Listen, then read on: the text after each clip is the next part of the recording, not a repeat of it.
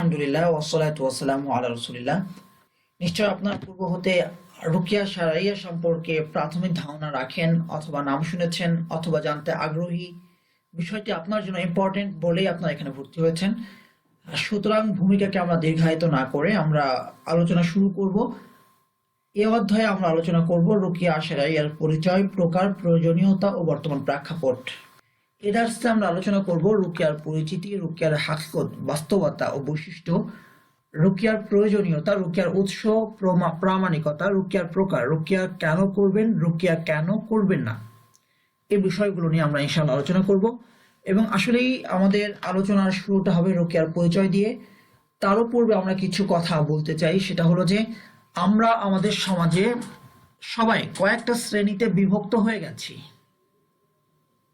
ধর্মীয় জ্ঞান কম থাকার কারণে, অপরদিকে সায়েন্স এবং আধুনিক জ্ঞানের অধিক চর্চা থাকার ফলে, এবং সেই সমস্ত জায়গায় কোরআন হাদিসের জ্ঞান নিশ্চুপ থাকায়, অথবা সেখানে জ্ঞানের চর্চাটা না হওয়ার ফলে দেখা যাচ্ছে যে অনেক সময় দেখা যায় সায়েন্সের কথা বলে, সায়েন্সের যুক্তি দিয়ে অনেকেই কোরআন হাদিস দ্বারা সাব্যস্ত অনেক কিছুকে অস্বীকার করে বসছে। যেমন জিনের সমস্যা, জাদুর সমস্যা, আর বদনজরের সমস্যা, অসুস্থতার সমস্যা। এই সমস্যাগুলো একজন ব্যক্তির মানসিক সুস্থতাকে বিনষ্ট করে। আর যখন কারো মানসিক সুস্থতা বিনষ্ট হয়ে যায়, তখন এটা তার শরীরের উপর ইম্প্যাক্ট পড়ে।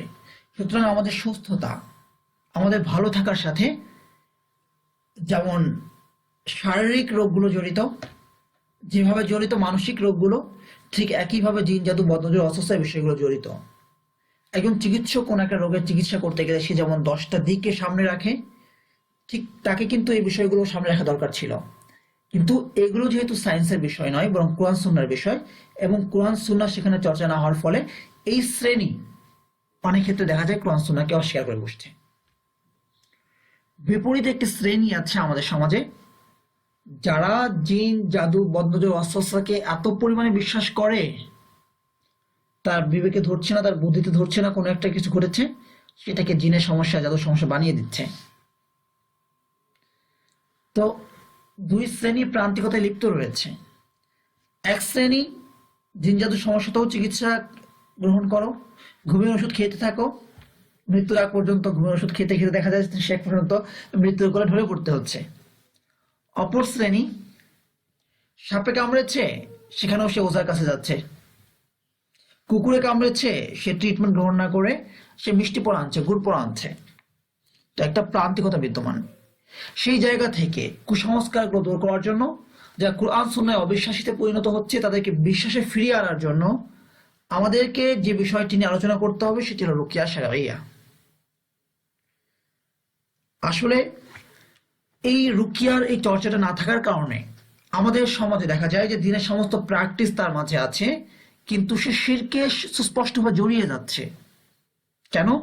কারণ হলো যে অত্যন্ত গুরুত্বপূর্ণ একটি ইবাদত হলো সাহায্য চাওয়া, যেটা আমরা সূরা ফাতিহায় বলছি, ইয়াকা না'বুদু ওয়া ইয়াকা নাস্তাইন, আমরা শুধুমাত্র তোমারই ইবাদত করি এবং শুধুমাত্র তোমারই কাছে সাহায্য চাই। শুধুমাত্র তোমারই কাছে সাহায্য চাই বা তোমারই সাহায্য চাই, এই কথা বলার মানে কি? মানে হলো ইবাদত যেমন শুধুমাত্র তোমার করি, সাহায্য শুধুমাত্র তোমারই চাই। তোমার সাথে অন্য কারো ইবাদত করলে তা যেমন শিরিক হবে, তোমার সাথে অন্য কারো সাহায্য চাওয়া হলে সেটাও শিরিক হবে। কারণ হলো আমরা আল্লাহর ইবাদত করি এজন্যই তিনি ইলাহ। তিনি যেমন ইলাহ, তিনি যেমন খালেক, তিনি তেমন মুহয়ি, জীবনদাতা, তিনি তেমন মুমিত, মৃত্যুদাতা। তো এই মৃত্যুর বিষয়ে, জীবনের বিষয়ে এক আল্লাহ সুবহানাহু ওয়া তাআলা ছাড়া অন্য কারো কাছে যদি প্রার্থনা করা হয়, সেটা তো শিরক হবেই। এক আল্লাহ ইলাহ, তিনি ছাড়া যদি অন্য কারো ইবাদত করা হয়, পূজা করা হয়, সেটা যেমন শিরক হবে। এক আল্লাহ ছাড়া তিনি যে সমস্ত বিষয় একক মালিকানাধীন, একক তার মালিকানায়, এই সমস্ত বিষয়ে যদি অন্য কারো কাছে প্রার্থনা করা হয়, সেটাও শিরক হয়ে যাবে। এবার আসে জিন, জাদু। জিনের যে বিষয়টা, জাদু, জিনদের শিক্ষা, আল্লাহ সুবহানাহু ওয়া তাআলা কোরআন মাজিদে বলেছেন, ওয়াত্তাবাউ মা তাতলু শায়াতিনু আলা মুলকি সুলাইমান ওয়া মা কাফারা সুলাইমানু ওয়ালাকিন্না শায়াতিনা কাফারু ইউআল্লিমুনা আন-নাসা আস-সিহর। জিন শিখিয়েছে জাদু। সুতরাং জাদু এবং জিন এগুলো আমাদের সায়েন্সে বোঝা আসবে না, আমাদের বিবেক দ্বারা বোঝা আসবে না। এগুলো আল্লাহ সুবহানাহু ওয়া তাআলা বলেছেন, তাই বিশ্বাস করছি। জিনের উপর আমাদের কোনো কন্ট্রোল নেই। যা আমি জানছি না, সেখানে কন্ট্রোল করবো কি? তাহলে জিনের বিষয়ে, জিন থেকে প্রতিরক্ষার জন্য কোনো মানুষের কাছে সাহায্য চাওয়া আমাদের সুযোগ নেই। এই সাহায্য চাইতে হবে কার কাছে? আল্লাহর কাছে। এটা যখন কোনো কবিরাজের কাছে যাওয়া হয়, এটা যখন সেই কবিরাজ কোনো জিনের কাছে চায়, তখন এটা শিরকের পর্যায়ে পৌঁছে যায়। তো যার ফলে আমাদের আকীদাকে বিশুদ্ধ করার জন্য আমাদের এই রুকিয়ার এই চর্চাগুলো খুব বেশি জরুরি। রুকিয়া এখন শুধু একটা ট্রিটমেন্ট না, এটা একটা শাস্ত্রে পরিণত হয়েছে। এটা একটা বিপ্লবের নাম। সামাজিক কুসংস্কার, সামাজিক অবিশ্বাস, প্রান্তিকতা সবকিছু দূর করার জন্য এই রুকিয়া। আল্লাহ সুবহানাহু ওয়া তাআলা কোরআন মাজিদে বলেছেন, রুকিয়ার গুরুত্ব বোঝাতে গিয়ে আমরা বলতে পারি, ওয়া ইম্মা ইয়ানসাগান্নাকা মিনাশ শাইতানি নাযগুন ফাস্তাঈদ বিল্লাহ। যদি শয়তানের পক্ষ থেকে কোনো মন্ত্রণা তোমাকে স্পর্শ করে, তবে তুমি আল্লাহর কাছে আশ্রয় প্রার্থনা করো। কারণ শয়তানের মন্ত্রণা থেকে বাঁচাতে কেউ পারে না এক আল্লাহ ছাড়া। জিন শয়তানের প্রকার, অথবা শয়তান জিনের অন্তর্ভুক্ত। আল্লাহ সুবহানাহু ওয়া তাআলা যেটা চেয়ে নিয়েছেন, ফাআনযিরনি ইলা ইয়াউমি বা'থুন, কিয়ামত পর্যন্ত, মানুষকে পুনরুত্থিত করা পর্যন্ত আমাকে অবকাশ দিন। ক্বালা ফাইন্নাকা মিনাল মুনযারিন। আল্লাহ সুবহানাহু ওয়া তাআলা তাকে অবকাশ দিয়েছেন। তাহলে অবকাশ দিয়েছেন আল্লাহ। আল্লাহ যাকে অবকাশ দিয়েছেন মানুষের রক্তে মাংসে চলার জন্য, অবকাশ দিয়েছেন বলতে তাকে ক্ষমতা দিয়েছেন।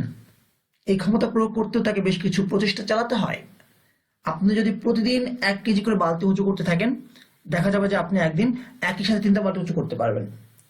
আর যদি প্রতিদিন ছোট একটা বালতি আপনি উঁচু না করেন, তাহলে 2 বছর 3 বছর পর আপনি একটা বড় বালতি উঁচু করতে পারবেন না। সুতরাং শয়তান যে তাকে আল্লাহ যে ক্ষমতা দিয়েছেন, এই জন্য তাকে চেষ্টা করতে হয়। হ্যাঁ, আমার খাবার হজম হয়ে যায়, এই জন্য কি আমি খাবারের জন্য চেষ্টা করব না? আমাকে তো খাবার ম্যানেজ করতে হবে, ইনকাম করতে হবে, তারপর সেই খাবারটা আমি খেতে পারি। সুতরাং বিষয়টা একই রকম।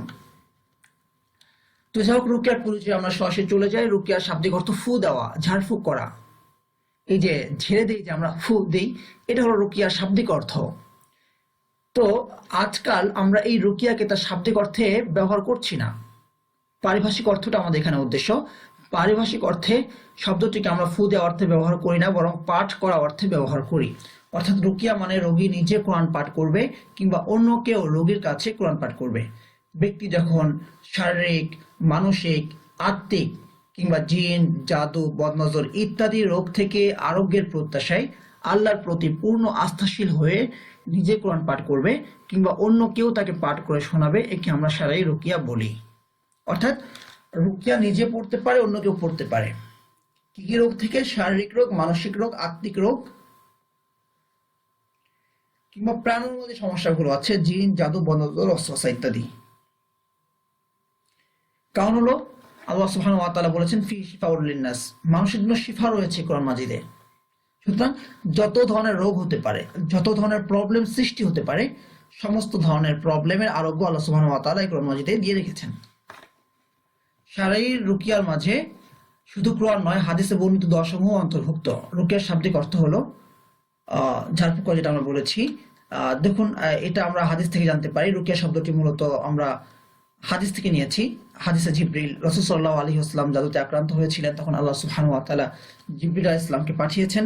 জিবরিল আলাইহিস সালাম এসে যে দোয়াটি পড়েছিলেন, বিসমিল্লাহি আরকিক, আল্লাহর নামে তোমাকে আমি রুকিয়া করছি, এই শব্দটা থেকে মূলত আমাদের এই রুকিয়া শব্দের প্রচলন। মিন শাররি কুল্লি শাইইন ইউযিক, মিন শাররি কুল্লি নাফসিন আও আইনি হাসিদিন, আল্লাহু ইয়াশফিক, বিসমিল্লাহি আরকিক। তো জিবরিল আমিন যে আরকিক শব্দ প্রয়োগ করেছিলেন, রুকিয়া শব্দ প্রয়োগ করেছেন, সেখান থেকে আমরা এই রুকিয়া শব্দটি নিয়েছি।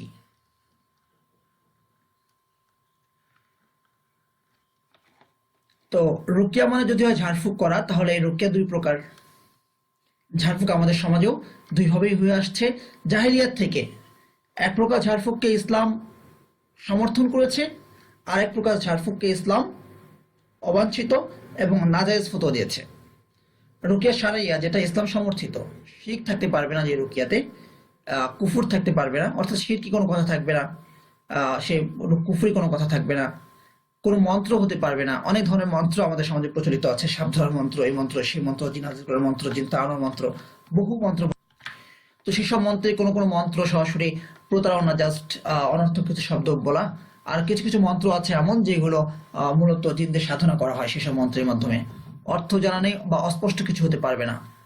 রুকিয়া শারঈয়ার ক্ষেত্রে আমরা অর্থ জানি না এমন কোনো কথা আমরা বলতে পারবো না, যে এটা জায়েজ না জায়েজ, এতটুকু জানি না সেটা বলা যাবে না। পর্দা বা কোরআন সুন্নাহর খেলাফ হবে না। অর্থাৎ কোরআনই পড়ছি স্পষ্ট করে, অথবা হাদিসই পড়ছি, কিন্তু পর্দার খেলাফ করে, একটা মেয়ের দিকে তাকিয়ে তার শরীরে হাত দিয়ে, সে বোরকা পরে আসেনি, তাকে রুকিয়া করছি, সে সেজেগুজে আসছে তো রুকিয়া করছি। তো কোরআন সুন্নাহ এই ব্যবসা করার অনুমতি কেউ দেয়নি, তাকে ফিরিয়ে দিন আপনি। কোরআন মাজিদ হলো আল্লাহ সুবহানাহু ওয়া তাআলার কাছ থেকে সরাসরি সাহায্য নিয়ে জিনের মোকাবেলা করা, যে হ্যাঁ আল্লাহ, এই জিনকে মোকাবেলা করা আমার পক্ষে সম্ভব নয়, আমি তোমার কাছে আত্মসমর্পণ করলাম। একজন পুরুষের কাছে রুকিয়া করতে আসছে, সে লিপস্টিক দিয়ে মুখে দিয়ে এসেছে, সে মেকআপ ছাড়া, সে বুঝে এসেছে। ফেস চেহারা অন্তর্ভুক্ত কি অন্তর্ভুক্ত না এটা নিয়ে আপনি ডিবেট করতে পারেন, কিন্তু মেকআপ মেখে সাথে পর্দার খেলাফ, এটা নিয়ে তো ডিবেট করার কোনো সুযোগ নাই। তো এই বিষয়গুলো মেনটেন করা হচ্ছে না। তো এটা সমর্থিত, শরিয়াত সমর্থিত রুকিয়া হতে পারে না। এর বিপরীতে রুকিয়া গায়রে শারিয়া, রুকিয়া গায়রে শারিয়া হলো কুফুশিক মিশ্রিত যে রুকিয়াগুলো আছে, তারপর জাদু, যেসব জাদুর মাধ্যমে যে রুকিয়াগুলো করা হয়, জিনের আশ্রয় চেয়ে রুকিয়া করা হয়। অনেক সময় অনেক রাকিরাও জিনের আশ্রয় গ্রহণ করে এবং রুকিয়ার নামে তারা অবাঞ্ছিত কাজকর্ম করছে। গণনা পদ্ধতিতে রুকিয়া করা, মন্ত্র জপে রুকিয়া করা, শরিয়ার বাইরে গিয়ে রুকিয়া করা, এই সমস্ত বিষয় নিয়ে আমরা ইনশাআল্লাহ বিস্তারিত আলোচনা করব। আমাদের এখানে একটা হাদিস মনে রাখতে হবে, ইয়ারিদু আলাইয়া রুকাকুম লা বাসাবির রুকামা নামাকুম ফি শিরকুম, যে রাসূলুল্লাহ বলেছেন যে তোমরা তোমাদের রুকিয়াগুলো আমাদের সামনে পেশ করো, যদি রুকিয়াতে কোনো শিরক না থাকে তাহলে সেই রুকিয়া কোনো প্রবলেম নাই। সুতরাং কোনো শিরক আছে কি নাই এটা আমাদের মূল মাপকাঠি। এই জন্য রুকিয়াটা এমন হতে হবে যেটা আমি বুঝি, কারণ আল্লাহ রাসূল বলেছেন আমার কাছে পেশ করো। পেশ করতে কেন বলেছেন? জাজ করার জন্য। রাসূল সাল্লাল্লাহু আলাইহি ওয়াসাল্লাম কাছে ওহী আসতেন, আমাদের কাছে আসে না। সুতরাং আমরা আমাদের জ্ঞানে, আমরা আমাদের কোরআন সুন্নাহর ইলম থেকে, এই কোরআন সুন্নাহর দৃষ্টি দিয়ে যেখানে বুঝবো যে কোনো শিরক নাই সেটাকে আমরা অ্যাকসেপ্ট করতে পারি, যেখানে শিরক আছে অ্যাকসেপ্ট করতে পারি না। যেগুলো সংখ্যা পদ্ধতি আমরা বুঝি না এখানে কি লেখা আছে, সেগুলো তো অ্যাকসেপ্ট করার কোনো প্রশ্নই আছে না। কারণ এখানে শিরক আছে কি নাই, এখানে কোনো কারসাজি আছে কি নেই তাই তো আমি জানি না। তাহলে কিভাবে সার্টিফাই করব? এখন তো রাসূল নাই যে বলে দেবেন, কিন্তু রাসূল মূলনীতি বলে দিয়ে গিয়েছেন রুকিয়াগুলোকে পেশ করো, শিরক না থাকলে সেটা ঠিক আছে। এখন শিরক যে নেই আমাকে তো বুঝতে হবে, সার্টিফাই করতে হবে। সুতরাং এই জন্য আমরা বলেছি অস্পষ্ট হতে পারবে না, অর্থ জানা নেই এমন হতে পারবে না। আচ্ছা, রুকিয়া জিনিসটা কি? রুকিয়া, রুকিয়া ঝাড়ফুঁক করা, রুকিয়া একটি ইবাদত, একটি দোয়া, আল্লাহ আশ্রয় গ্রহণ করা। কেন? কারণ হলো রুকিয়ার মাধ্যমে আমরা সাহায্য চাই কার কাছে? আল্লাহর কাছে সাহায্য চাচ্ছি। এটা কি হচ্ছে? দোয়া হচ্ছে। দোয়াটা কি? আর দোয়া মুখুল ইবাদাহ, দোয়া হলো ইবাদতের মগজ, ইবাদতের মূল। আল্লাহর কাছে দোয়া করা যেখানে কর্তব্য, সেটা আল্লাহ ছাড়া অন্য কারোর কাছে দোয়া করলে কি হবে? শিরক হবে। কেন? দোয়া একটা ইবাদত। এবং আমরা যে সাহায্য প্রার্থনা করছি আল্লাহর কাছে, কিসের সাহায্য প্রার্থনা করছি? রুকিয়ার মাধ্যমে আসলে আমরা আল্লাহর আশ্রয় চাইছি, যেটাকে ইস্তেআযা বলা হচ্ছে। কোরআন মাজিদে রুকিয়া শব্দের প্রয়োগ নাই, কোরআন মাজিদে আছে ইস্তেআযা শব্দের প্রয়োগ। যেমন ফাস্তাইজ বিল্লাহ, আল্লাহ আশ্রয় গ্রহণ করো, শয়তান যখন মন্ত্রণা দেয় তোমাকে আল্লাহর আশ্রয় গ্রহণ করো। বলো কুল আউযু বিরাব্বিল ফালাক, কুল আউযু বিরাব্বিন নাস, আমি আর মানুষের রবের আশ্রয় গ্রহণ করছি, আমি দিগন্তের রবের আশ্রয় গ্রহণ করছি। তো আশ্রয় গ্রহণ করা শব্দটা কোরআন মাজিদের বিভিন্ন জায়গায় এসেছে এবং আল্লাহ আদেশ করেছেন আল্লাহর কাছে আশ্রয় প্রার্থনা করো। কুল, তুই বলো। তার মানে বোঝা গেল যে আল্লাহ তার কাছে আশ্রয় যেতে বলছেন। সেটা যদি আমরা আল্লাহর কাছে আশ্রয় না চেয়ে কোনো জিন থেকে বাঁচার জন্য অন্য কোনো জিনের কাছে, অন্য কোনো কবিরাজের কাছে, অন্য কোনো কবিরাজ তার জিনের সর্দারের কাছে আশ্রয় প্রার্থনা করছে যে এই জিন থেকে আমাদেরকে রক্ষা করো, এই জিনকে হত্যা করো, তাহলে এগুলো কি হচ্ছে? মুমিনের আখলাক পরিপন্থী হয়ে যাচ্ছে, শিরক হয়ে যাচ্ছে। তাওয়াক্কুলের বহিঃপ্রকাশ। তাওয়াক্কুলের বহিঃপ্রকাশ কেন? কারণ হলো যে আমরা আল্লাহ সুবহানাহু ওয়া তাআলার কাছে দোয়া করছি। দোয়া কখন করি? কার কাছে দোয়া করি? কার কাছে সাহায্য প্রার্থনা করি? সাহায্য প্রার্থনা সেখানেই করি যেখানে আমি আশা করি সাহায্য পেতে পারি। আমার 1 লক্ষ টাকা প্রয়োজন, আমি কোনো বস্তির অথবা আমি কোনো যার কিছু নেই তার সামনে গিয়ে চাইবো না, সেখানেই চাইবো যে আমাকে 1 লক্ষ টাকা ধার দিতে পারে। সুতরাং আল্লাহর কাছে দোয়া করার অর্থ হলো যে আমি আল্লাহর উপরে তাওয়াক্কুল করছি, ভরসা করছি। সুতরাং যেই দোয়ার মাঝে তাওয়াক্কুল নেই সেটা কোনো দোয়া না, সেটা হলো জাস্ট ফর্মালিটি। এই জন্য দেখুন, ইয়াকা নাবুদু ওয়া ইয়াকা নাস্তাইন, আমরা শুধুমাত্র তোমারই কাছে সাহায্য প্রার্থনা করছি, শুধুমাত্র সাহায্য প্রার্থনা করি, মানে আমাদের ভরসা শুধুমাত্র তোমারই কাছে। এরপরে বলছি ইহদিনাস সিরাতাল মুস্তাকিম, তুমি আমাদেরকে সরল পথ দেখাও। এই যে সরল পথ দেখানোর সাহায্য প্রার্থনা যে তোমার কাছে করছি, তার আগে আমি এই প্রতিশ্রুতি দিয়ে নিচ্ছি আমি শুধুমাত্র তোমারই কাছে সাহায্য প্রার্থনা করি, মানে আমার ভরসা শুধুমাত্র তোমার উপর। দোয়া কবুলের জন্য এই তাওয়াক্কুলটা জরুরি। রুকিয়ার মাধ্যমে আমরা আল্লাহর প্রতি সেই তাওয়াক্কুলের বহিঃপ্রকাশ ঘটাই। সুতরাং আমাদের রুকিয়া ততটুকু ফলপ্রসূ হবে যতটুকু আমাদের রুকিয়ার মাঝে আল্লাহর উপর ভরসা থাকবে। কোরআন তেলাওয়াত, এটা মোস্ট ইম্পর্টেন্ট একটা বিষয়। আর রুকিয়াতে আসলে কি পাঠ করি? আমরা কোরআন পাঠ করি। সুতরাং যেখানে কোরআন নাই সেখান থেকে অবশ্যই সেই পদ্ধতি উত্তম হবে যেখানে শুধুমাত্র কোরআন তেলাওয়াত করা হচ্ছে। এবং বাস্তবিক অর্থে বলতে গেলে রুকিয়াটা হলো সরাসরি কোরআনের মাধ্যমে জিনদের বিরুদ্ধে যুদ্ধ ঘোষণা। এবং কোরআন হলো আল্লাহর কালাম। কোরআন কার কালাম? আল্লাহর কালাম, যেদিকে কোনো জিন চোখ তুলে তাকাতেও পারে না। সুতরাং এখানে সন্ধিহীন যুদ্ধ জিনের সাথে, জাদুকরদের সাথে। যদি কেউ জাদুর সমস্যায় আক্রান্ত হয়ে থাকে, জিনের সমস্যায় আক্রান্ত হয়ে থাকে, যা মোকাবেলা করার শক্তি আল্লাহ সুবহানাহু ওয়া তাআলা কোনো মাখলুককে দেননি। বিপরীতে যদি কোনো জিনের মাধ্যমে, জাদুর মাধ্যমে, কবিরাজের মাধ্যমে চিকিৎসা গ্রহণ করা হয়, সেখানে তো জিনদের একটা যুদ্ধ বাদে যে জিতে যাবে সে সফল হবে। সেখানেও পরবর্তীতে আবার এই যে আমাদের মানুষের মধ্যে আইল খেলাঠেলি হয় না, মারামারি বাঁধে, কাজে বাঁধে, এই কয়েকদিন জয়লাভ করে, ও কয়েকদিন জয়লাভ করে, এই রাজা কয়েকদিন বিজয়ী হয়, সেই রাজা কয়েকদিন বিজয়ী, বিষয়টা এরকম। কিন্তু আল্লাহ সুবহানাহু ওয়া তাআলার সাথে বিষয়টা বান্দার এরকম নয়। এই জন্য রুকিয়া হলো কোরআন তেলাওয়াতের মাধ্যমে, যেখানে একপক্ষীয় ভাবে, অর্থাৎ আল্লাহ সুবহানাহু ওয়া তাআলা তেলাওয়াত নিয়ে, কোরআন নিয়ে যুদ্ধ, দোয়া মাসুরা পাবন্দি, সবকিছু ইনশাআল্লাহ বিস্তারিত আলোচনা হবে। রুকিয়ার মধ্যে আমরা শুধু কোরআন তেলাওয়াতই করি না, দোয়া মাসুরা পাঠ করি। যেমন সকালের যে দোয়াগুলো আছে, হাসবি আল্লাহু ওয়া নি'মাল ওয়াকিল, রাদিতু বিল্লাহি রাব্বা ওয়া ইসলাম দিনা। তারপরে যে দোয়াগুলো আমরা পড়ি, পাঁচ ওয়াক্ত নামাজে পড়ি, আয়াতুল কুরসি পড়ি, রাতুল ঘুমের সময় আউযু বিরাব্বিল ফালাক পড়ি, আউযু বিরাব্বিন নাস পড়ি, হ্যাঁ, বিসমিল্লাহিল লাযী লা ইয়াদুররু মা ইসমিহি শাইউন ফিল আরদি ওয়ালা ফিস সামা পড়ি। এগুলো মূলত রুকিয়া, দোয়া মাসুরা পাবন্দি করা। সকাল বিকালে যে আমলগুলো আছে, মাসনুন আমলগুলো আছে প্রোটেকশনের জন্য, সেগুলো পড়া, আল্লাহ নিজাম ও সুন্নাহর বিপরীতে না হওয়া। রুকিয়ার একটা গুরুত্বপূর্ণ বিষয় হলো যে আল্লাহ নিজাম এবং সুন্নাহর বিপরীতে না এটা। অর্থাৎ রোগের কি প্রয়োজন? চিকিৎসা প্রয়োজন। রোগ সৃষ্টি করেছেন কে? আল্লাহ। সুতরাং চিকিৎসা সেখানে খুঁজতে হবে যেখানে আল্লাহ শিফা রেখেছেন। রোগ যেমন আল্লাহ মাখলুক, তেমনি তিনি তার সৃষ্টির মধ্যে তার শিফা রেখেছেন। জ্বর হয়েছে, মাথা ব্যথা হয়েছে, ওষুধ আছে। ওষুধটা কোত্থেকে? আল্লাহ সৃষ্টি। ঠিক কিভাবে জিন, জাদু, বদদুর, ওয়াসওয়াসা এগুলো শয়তানদের চক্রান্ত, কিন্তু তার চিকিৎসা আল্লাহ দিয়েছেন। কোথায় দিয়েছেন? কোরআনের মাঝে, ফিহি শিফাউল লিন্নাস, এর মধ্যে সমস্ত মানুষের শিফা রয়েছে। সুতরাং রুকিয়া হলো এমন একটা পদ্ধতি যেটা আল্লাহ সুন্নাহ এবং তার নিজামের পরিপন্থী নয়। এছাড়া যদি আমি কবিরাজের কাছে যাই, এটা ওটা করি, তাহলে এই সুন্নাহ পদ্ধতি আল্লাহ কোথাও সাব্যস্ত করেননি। কোথাও আল্লাহ এইভাবে জিনের কাছে গিয়ে ধন্না দিয়ে রুকিয়া করার অনুমতি দেননি। আমরা সমস্ত বিষয় নিয়ে ইনশাআল্লাহ আলোচনা করব, প্রতিটা পার্ট নিয়ে। জিনের মাধ্যমে তদবির করা, জাদুর মাধ্যমে তদবির করা, ইনশাআল্লাহ। এখানে আমরা সংক্ষিপ্ত আকারে কিছু হিন্টস দিয়ে যাচ্ছি। এরপর রুকিয়ার প্রামাণিকতা। রুকিয়া যে আসলে কোরআন হাদিস দ্বারা সাব্যস্ত, সেটা সূরা ফালাক খুলে দেখতে পারেন। কুল আউযু, তুমি বলো আমি মানুষের রবের আশ্রয় প্রার্থনা করছি। তুমি বলো আমি মানুষের প্রতিপালকের আশ্রয় প্রার্থনা করছি। আবু সাঈদ খুদরি রাদিয়াল্লাহু আনহু যে হাদিসটা আছে, দীর্ঘ হাদিস, আমাদের সামনে আলোচনায় আসবে, যে একটা দল সফরে যাচ্ছিল, সেখানে কিছু একটা গোত্র ছিল, সেই গোত্রের কাছে তার খাবার চাইলো, গোত্র খাবার দিতে অস্বীকার জানালো। পরবর্তীতে গোত্রের প্রধানকে সাপে দংশন করলো। তার রুকিয়া করছে, একজন রুকিয়া করলেন, সূরা ফাতিহা পড়ে সুস্থ হয়ে গেলেন। হ্যাঁ, তো বিখ্যাত ঘটনা আছে। পরবর্তী তারা ইসলামকে বললেন। এটা বিভিন্ন কিতাবে, বুখারী থেকে শুরু করে তিরমিজি, বিভিন্ন কিতাবে ঘটনাটা এসেছে। এটা একটা আমাদের স্পষ্ট প্রমাণ যে রুকিয়ার, সূরা ফাতিহা পড়ে রুকিয়া করেছেন, সাপে কাটা একজন রোগী সে সুস্থ হয়ে গেছে, সাপের বিষ প্রশমিত হয়ে গেছে। আয়েশা রাদিয়াল্লাহু আনহা থেকে কয়েকটা হাদিসে বর্ণিত আছে। তার মধ্যে একটা হাদিস এরকম আছে যে একবার রাসূল সাল্লাল্লাহু আলাইহি ওয়াসাল্লাম ঘরে এলেন, তখন একটা বাদী ছিল, চেহারা বিবর্ণ ছিল। তখন রাসূল সাল্লাল্লাহু তাকে রুকিয়া করতে বললেন, রুকিয়া করা হলো, সে সুস্থ হয়ে গেল। হ্যাঁ, এরকম বেশ কিছু হাদিস আয়েশা রাদিয়াল্লাহু আনহা থেকে বর্ণিত আছে।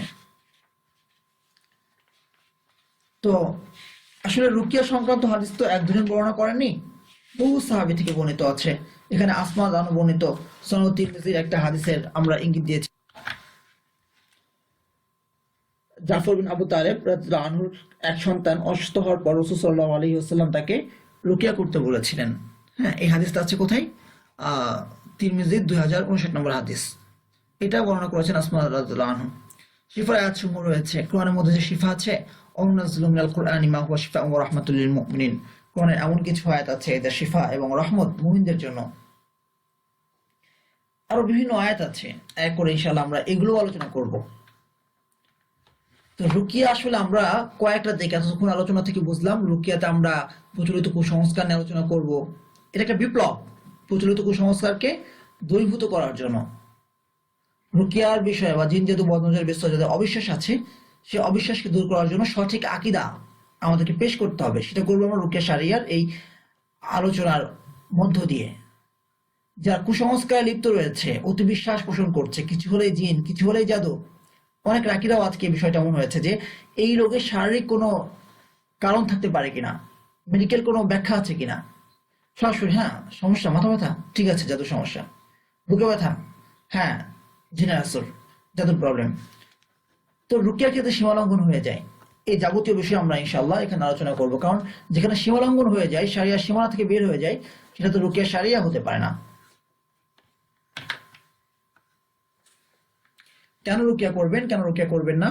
শারীরিক রোগের জন্য রুকিয়া করতে পারেন, মানসিক রোগের সুস্থতার জন্য রুকিয়া করতে পারেন, জিন জাদু বদনজর অস্বস্থার জন্য রুকিয়া করতে পারেন।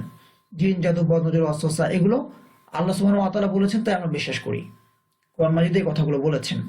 সুতরাং এর ট্রিটমেন্ট একমাত্র কোরআন সুন্নাহ হতে হবে, অর্থাৎ রুকিয়াই হতে হবে। মানসিক রোগ এটা একটা রোগ, এটা মেডিকেল সায়েন্সেও এটা বিভিন্ন সময় প্রমাণিত। সুতরাং মেডিকেল সায়েন্সের মাধ্যমে চিকিৎসা গ্রহণ করা যেতে পারে। আল্লাহ সুন্নাহ এটিও যে বাহ্যিক উপকরণ গ্রহণ করা, হ্যাঁ, শারীরিক রোগের সুস্থতার জন্য শারীরিক চিকিৎসা বা মেডিকেল ট্রিটমেন্ট গ্রহণ করতে হবে। তো এই দুটির জন্য মেডিকেল ট্রিটমেন্ট ইম্পর্টেন্ট, কারণ আল্লাহ সুবহানাহু ওয়া তাআলার সুন্নাহই হলো বাহ্যিক উপকরণ গ্রহণ করা। মুসা আলাইহিস সালামকে তিনি লোহিত সাগরে তার লাঠি দিয়ে আঘাত করতে বলেছিলেন মুসা ফিরাউন থেকে পালানোর সময়। তিনি আঘাত করলেন, পানি কি হয়ে গেল, বিশাল বিশাল পাহাড়ে পরিণত হলো, মাঝখান থেকে রাস্তা তৈরি হলো, তারা পার হয়ে গেলেন। তো এটা কি এই লাঠির ক্ষমতা না আল্লাহ সুবহানাহু ওয়া তাআলা করেছেন? আল্লাহ করেছেন, কিন্তু তাকে তিনি লাঠি দ্বারা আঘাত করতে বলেছেন। এই কথা তিনি বোঝালেন, তুমি তোমার সাধ্য অনুযায়ী চেষ্টা করো, তোমার সাধ্য এতটুকুই ছিল, তুমি তোমার এই লাঠিটা দ্বারা আঘাত করতে পারো, তুমি করেছো, বাকিটা আমি করব। সুতরাং আমাদের যখন কোনো রোগ হবে, শারীরিক রোগ, মানসিক রোগ, আমাদের মেডিকেল ট্রিটমেন্টকে উপেক্ষা করা উচিত নয়, যে না আমি রুকিয়া করছি সব বাদ, না, বিষয়টা এরকম নয়। বাহ্যিক উপকরণ আমি আমার সাধ্য অনুযায়ী গ্রহণ করব, এরপর আল্লাহর উপর ভরসা করবো যে আল্লাহ আমি আমার চেষ্টা অনুযায়ী চেষ্টা করেছি, এবার তুমি আমার হেফাজত করো। হ্যাঁ, কেন রুকিয়া করবেন না? মনের ইচ্ছা পূরণের জন্য। দেখা যায় যে ওই যে আমাদের এখন যখন আমরা তাবিজের বিরুদ্ধে বলছি, তাবিজকে আমরা নিরুৎসাহিত করছি, তখন মনের ইচ্ছা পূরণের জন্য যে মানুষটা কবিরাজের কাছে যেত, তাবিজ আনতো, সে এখন রুকিয়ার জন্য চলে আসে। অহরহ আমরা এগুলো দেখতে পাচ্ছি বিভিন্ন রুকিয়া গ্রুপে। বশ করার জন্য জাদু করা হয়, কোন একটা পরপুরুষকে আকৃষ্ট করার জন্য, বশ করার জন্য, স্বামী স্ত্রী একে বশ করার জন্য কি করে, জাদু করে। তো এখানে তারা রুকিয়ার ক্ষেত্রে এমন কিছু সিস্টেম অনেকে চায়, বশ করার জন্য কোনো রুকিয়া আছে কিনা, হালাল বা হারাম সম্পর্ক ঠিক করার জন্য। সম্পর্ক ঠিক করার জন্য রুকিয়া না। যদি হালাল সম্পর্ক হয়ে থাকে, আপনি সালাতুল হাজত পড়তে পারেন, আল্লাহ সুবহানাহু ওয়া তাআলার কাছে দোয়া করতে পারেন, বিভিন্ন ভাবে দোয়া করার যে মাধ্যমগুলো আছে, কান্নাকাটি করে, সালাতুল হাজত পড়ে, তাহাজ্জুদ পড়ে, অযথায় অর্থ হাতানোর জন্য, রাতারাতি বড় খাওয়ার জন্য দেখা যায় যে অনেকে তাবিজ ঝুলায়, এই করে সেই করে। তো যখন আমরা বলছি তাবিজ ঝুলানো যাবে না, তারপরে পাথর ঝুলানো যাবে না, তখন সে বলছে কি করা যাবে, রুকিয়া করতে হবে, আচ্ছা দাও আমার একটা রুকিয়া। আসলে এটা সিস্টেম না, জাগতিক চিকিৎসাকে উপেক্ষা করে রুকিয়া করতে হবে অবশ্যই, কিন্তু জাগতিক যে চিকিৎসাগুলো আছে সেগুলোকেও আমরা উপেক্ষা করতে পারবো না। কেন রুকিয়া করবেন এটা আমরা আলোচনা করেছি অলরেডি।